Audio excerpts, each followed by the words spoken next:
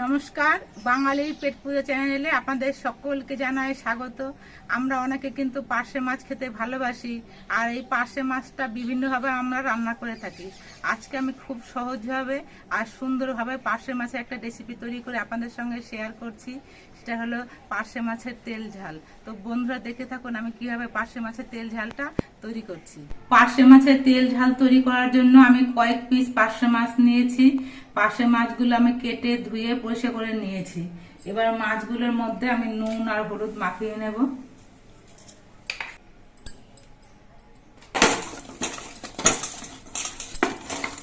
এবার প্রথমে আমি মাছগুলো ভেজে নেব। তার জন্য গ্যাসটা ধরিয়ে একটা কড়াই বসিয়ে দিয়েছি। আমি একটা লোহার কড়াই বসিয়ে দিয়েছি। পার্শে মাছ ভাজার সময় কিন্তু অনেক সময় আটকে পড়ে আর ভেঙে যায়। লোহার কড়াইতে বা ননস্টিকের কড়াইতে রান্না করলে এই মাছটা কিন্তু খুব কম ভাঙে, ধরতে গেলে ভাঙেই না। সেই জন্য লোহার কড়াইতে করে আমি পার্শে মাছটা রান্না করছি। আর এই লোহার কড়াইতে করে রান্না করে খাওয়াও কিন্তু ভালো। কড়াইটা গরম হয়ে গেছে। এবার এর মধ্যে দিয়ে দিচ্ছি সর্ষের তেল। এই সর্ষের তেল দিয়ে আমি পার্শে মাছের তেল ঝালটা তৈরি করব। তেলটা গরম হয়ে গেছে, এবার মাছগুলো ভেজে নিচ্ছি।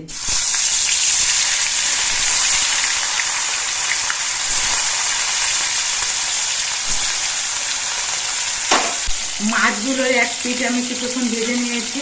এবার মাছগুলো উল্টে নিচ্ছি।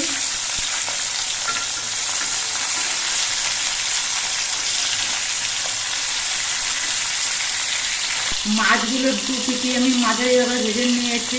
এবার মাছগুলো আমি নামিয়ে নিচ্ছি।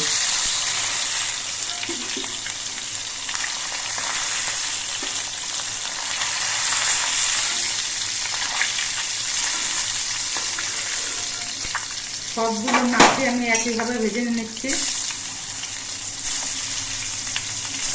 সবগুলো মাছই ভাজা হয়ে গেছে, আমি নামিয়ে নিচ্ছি।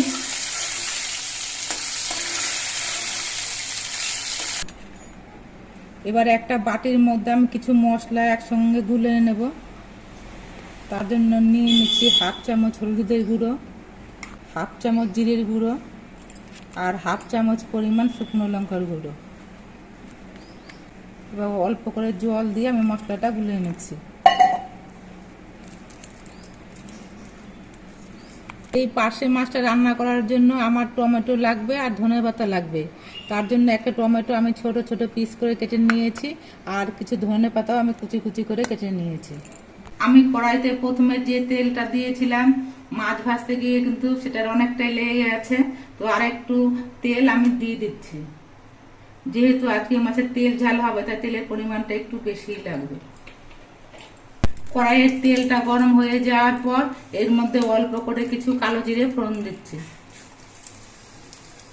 কালো জিরেটা কয়েক সেকেন্ড ভাজা হয়ে যাওয়ার পর এর মধ্যে আমি টমেটো কুচিটা দিয়ে দিচ্ছি।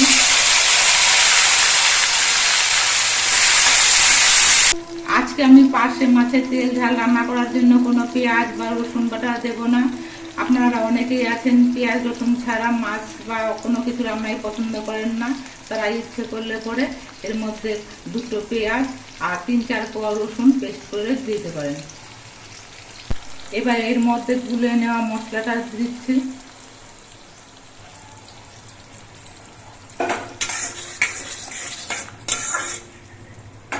দিয়ে দিচ্ছি পরিমাণ মতো নুন। মশলাটা বেশ কিছুক্ষণ কষিয়ে নিতে হবে। নুনটা দেওয়া হয়েছে, এবার টমেটো গুলো গলে যাবে। মশলাগুলো বেশ কিছুক্ষণ কষিয়ে নিয়েছি। মশলা থেকে তেল ছেড়ে দিয়েছে আর টমেটো গুলো দেখুন গলে গেছে। এবার এর মধ্যে আমি এক বাটি ঝোল দিচ্ছি। ঝোলের পরিমাণটা খুব কম রাখা হবে, ওই জন্য ঝোলের পরিমাণটা কিন্তু খুব অল্পই দিতে হবে। এবার ঝোলটা কিছুক্ষণ ফুটিয়ে নেব। ঝোলটা একটু ফুটে উঠলে এর মধ্যে আমি কয়েকটা চেরা কাঁচা লঙ্কা দিচ্ছি।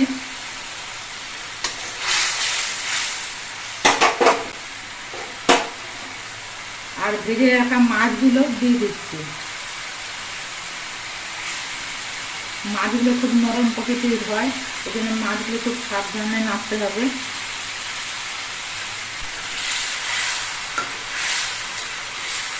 একটা ঢাকনা দিয়ে ঢেকে দিচ্ছি কড়াইটা, আর গ্যাসের স্পিডটা একটু কমিয়ে রাখছি।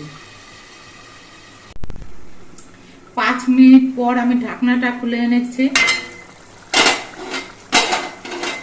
আর মাছটা একবার নেড়ে চেড়ে দিচ্ছি।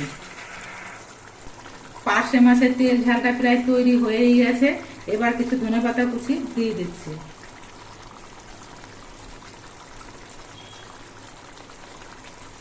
ধনেপাতার পরিমাণটা একটু বেশি দিতে হবে, তাহলে খেতে বেশি ভালো লাগবে।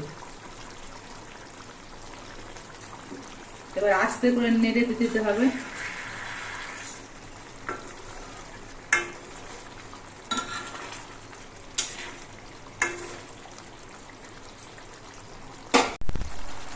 পার্শে মাছের তেল ঝালটা আমার তৈরি হয়ে গেছে, এবার নামিয়ে নিচ্ছি।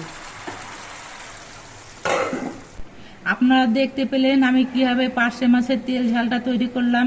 এইভাবে পার্শে মাছের তেল ঝাল তৈরি করতে খুব একটা কিন্তু সময় লাগে না, খুব অল্প সময়ের মধ্যে তৈরি করে নেওয়া যায়। আর খেতেও কিন্তু হয় অত্যন্ত টেস্টি, গরম ভাতের সঙ্গে খেতেও অসাধারণ লাগে। তো বন্ধুরা, একদিন এইভাবে আমার মতো করে পার্শে মাছের তেল ঝাল তৈরি করে খেয়ে দেখবেন। আর আমাদের ভিডিওটা আপনাদের কেমন লাগলো, যদি ভালো লাগে ভিডিওটিতে একটি লাইক, আর নতুন বন্ধু হলে চ্যানেলটিকে সাবস্ক্রাইব করে দেবেন। সকলে সুস্থ থাকবেন, ভালো থাকবেন। দেখা হবে পরবর্তী আর একটা ভিডিওতে।